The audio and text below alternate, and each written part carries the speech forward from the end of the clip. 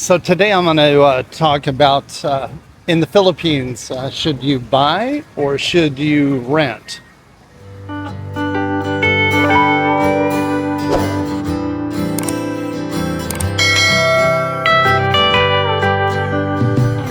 You know, a lot of this has to do with the price of the property.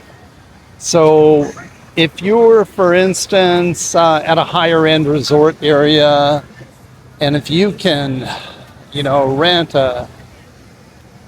something, a skyscraper building with an ocean view, and you're close to all the restaurants and everything, and if you can rent that for $400, $500, $600 a month, and if the value on that property, let's say it's 250,000 or something, you're better off to rent. However, if you think that you're going to stay in the Philippines for the rest of your life, and you've got a lot of money sitting in the bank or something, well, then maybe it would make sense, to purchase. However, if you purchase, the rate of return that you get on a higher end property, it's going to be a lot less than the rate of return that you get on a lower price property. So what I mean by that is, if you have a condo, let's say you buy a condo, and let's say you paid $200,000 for that condo. It's a nice place, it's got the ocean view, it's in you've got good security there. So it's like everything that you've dreamed of having,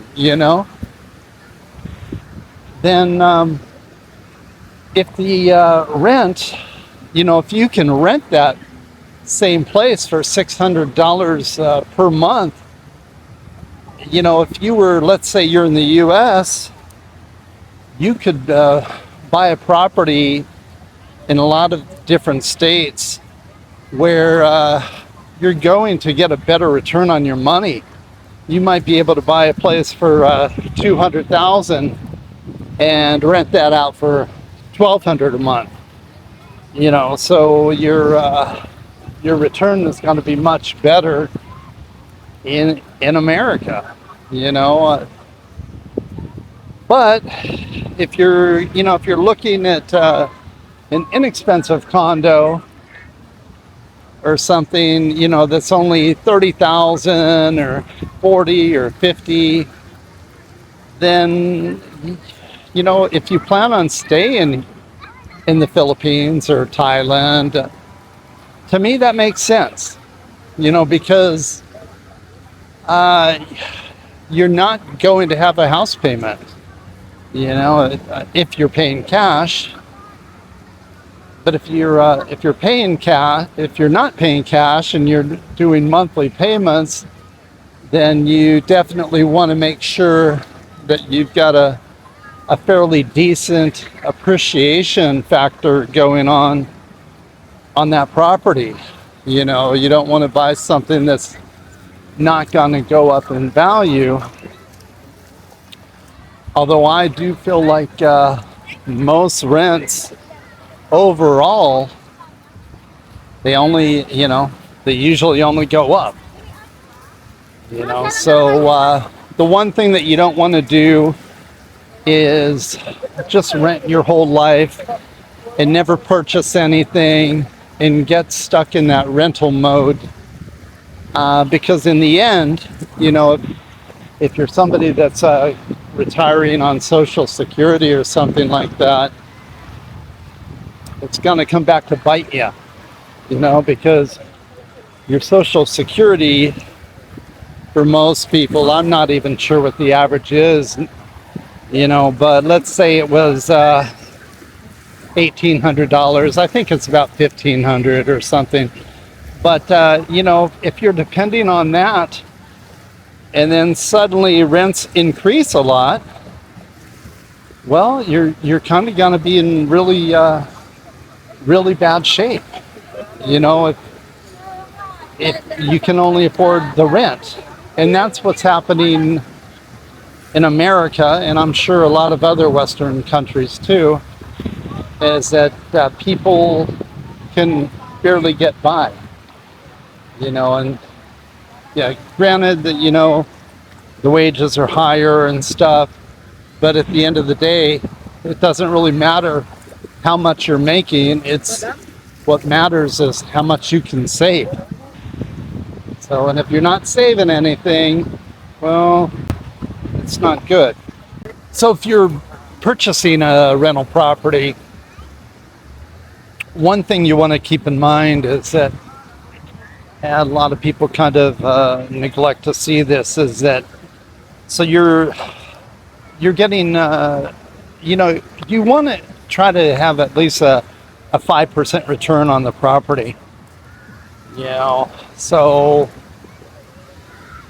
anyway, the if you own the property, you know, when you're doing the home purchase or condo purchase, the properties, you know, if you can get like a 5% increase per year on the value, you know, you get that 5% increase, and then let's say you don't have any kind of, you know, house payment or rental payment, you know, and then maybe you decide you just want to rent out that property. Well, then not only would you have that appreciation going on, but you also have the rental income coming in.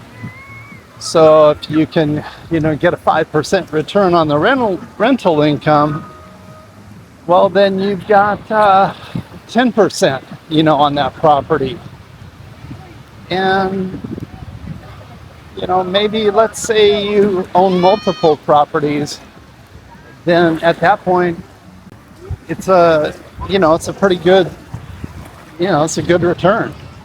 And you have something tangible, you know, you have something physical that you own, you know, so you have control over that investment. So to me, that's a big thing, you know, whereas if you're just purchasing a stock, you're, you know, it's good as long as the stock market doesn't crash.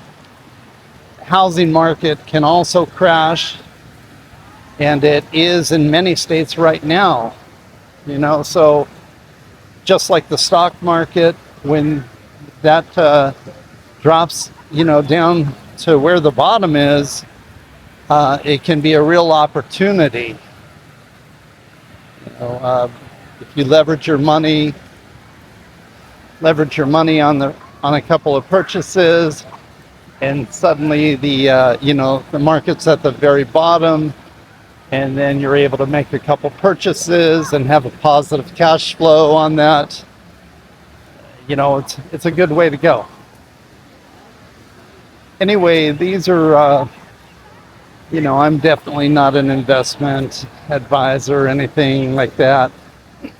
Excuse me, I just wanted to show you the pros and cons of purchasing in the Philippines or Thailand or any other retirement destination.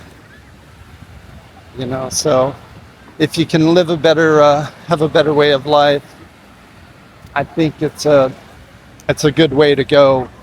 Either way, you know, you just don't want to rent forever and then have the rental prices go up sky high as people move to certain areas, you know. So I see a large influx of people over here, you know, from different various countries. And, you know, you look at the prices of Hawaii, let's say, you know, 30 years ago, 20 years ago, those prices just went through the roof. You know, so prices don't always stay the same. And I think that's one, I don't know if it's, you know, people just living in a dream world or what, but no matter where the property is, I think you're always going to have some kind of increase in prices. You know, it's rare that they just stay the same. So something to think about.